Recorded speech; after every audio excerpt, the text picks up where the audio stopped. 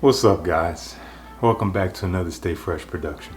I received 2 fragrances from the house of Parfums Vintage, and I know for a fact that you guys have been seeing these fragrances circulate other reviewers' channels over the past week or so. These are brand new releases from the house.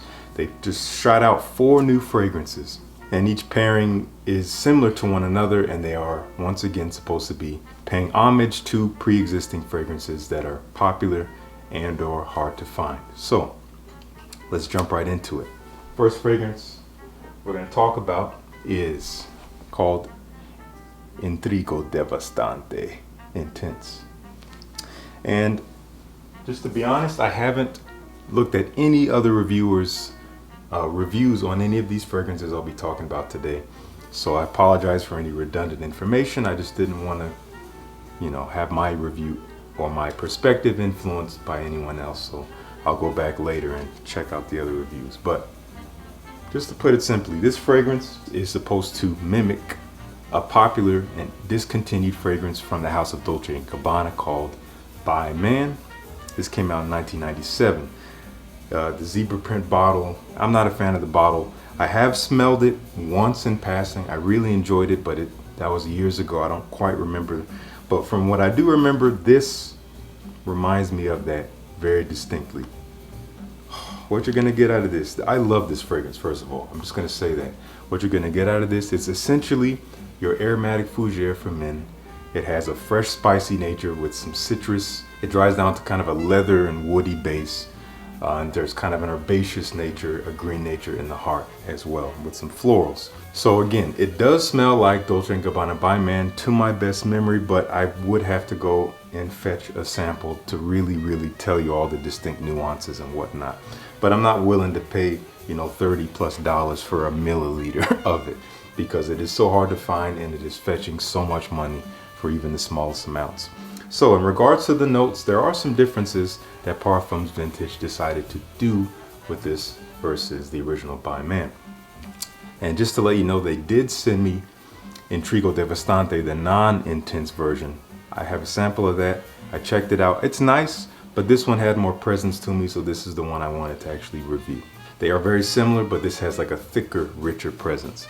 So in the top, if I remember correctly, Dolce & Gabbana By Man has nutmeg and black pepper. This has both of those, but it has the addition of lemon verbena, which does kind of add a little bit of a zest to it, a little bit of like a lemony freshness. It just makes it a brighter opening instead of just so spicy. In the heart of this one, I believe we have iris, we have lavender, we have bergamot, and we have artemisia. Dolce & Gabbana By Man, no bergamot, no iris. That, again, I can't tell you exactly what the difference is in the heart with that one, because I don't quite remember smelling it all the way to the heart on that one. But there are some note differences, like I just said. In the base, the only difference between them is that this does not have tobacco, apparently. But the other notes that it does share with By Man are gaiac wood, amber, leather, and sandalwood. Now what I get out of this, again, I get that fresh, spicy nature up top, right off the bat, very bright. Definitely spicy. As it dries down, the lavender begins to take form, keeping it fresh, keeping it open, keeping it masculine as well. That artemisia has a little bit of a green nature, but it doesn't scream out to me. And very quickly on, I'd say maybe after just 10 minutes or so, the leather and the sandalwood just rise out of the underground to show their faces.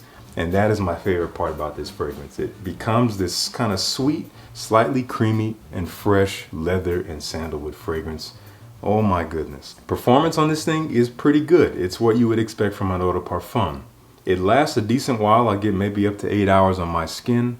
It doesn't really project, honestly, that much. The projection is pretty dang light, at least off of my skin, but I think that makes it very elegant. That's what I like about this. It's easy to wear in a kind of a close quarter situation where you want to smell professional and masculine.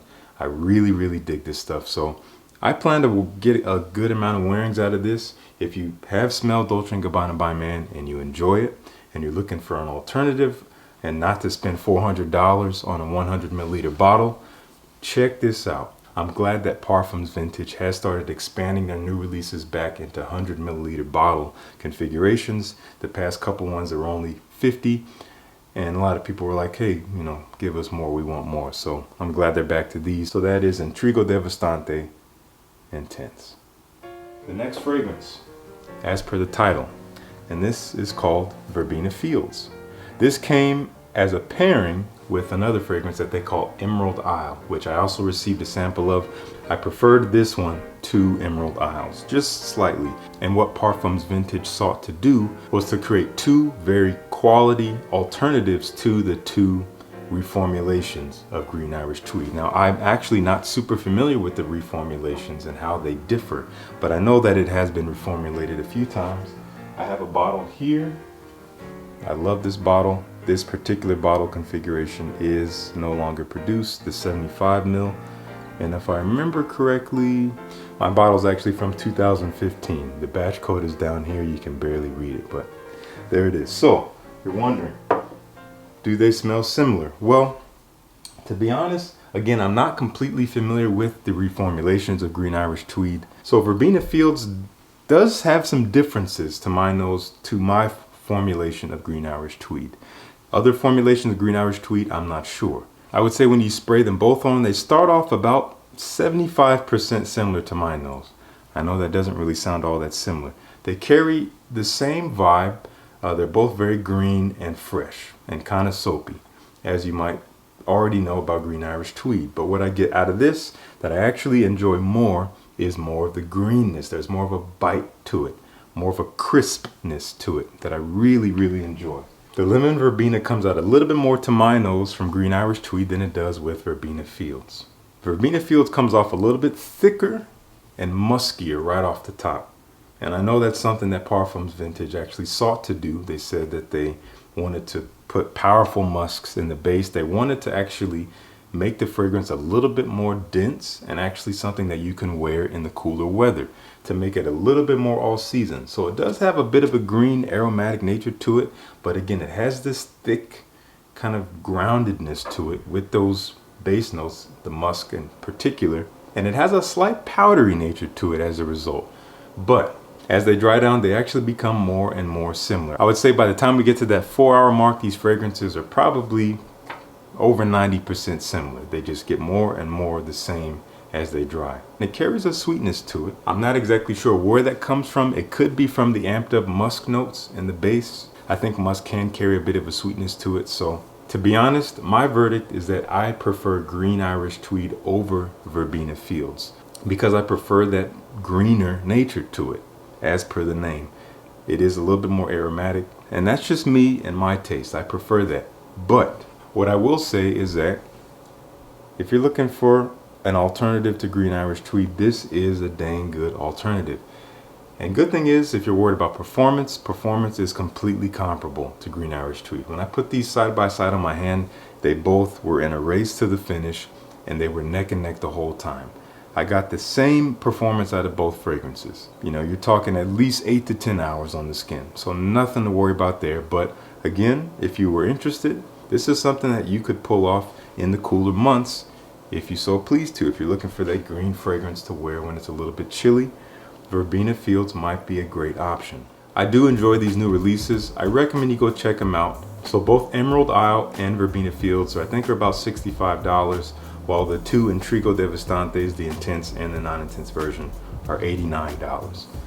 But they do sell samples on their website, so I will link them down below. Make sure you check them out if you're interested. Thank you, Parfums Vintage, for sending these to me. It's been a pleasure getting to know these fragrances. I really do enjoy them, and I plan to make great use out of them. So, guys, if you smell these fragrances or if you have any questions that I didn't answer, please let me know down in the comments below. And thank you guys so much for tuning in. Peace. I'll see you guys in the next one.